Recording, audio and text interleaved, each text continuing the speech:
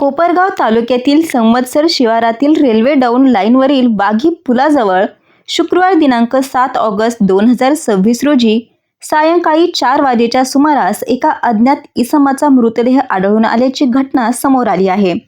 प्राथमिक माहितीनुसार संबंधित इसम रेल्वेतून खाली पडल्याचा अंदाज व्यक्त करण्यात येत आहे।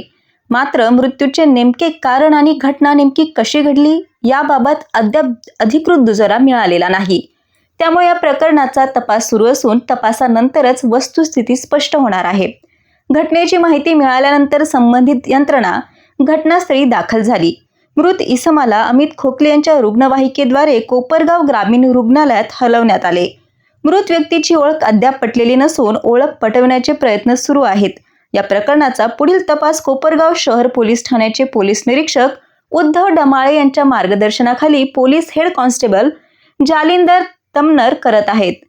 संवाद महाराष्ट्रासाठी रवी वागडकर, कोपरगाव।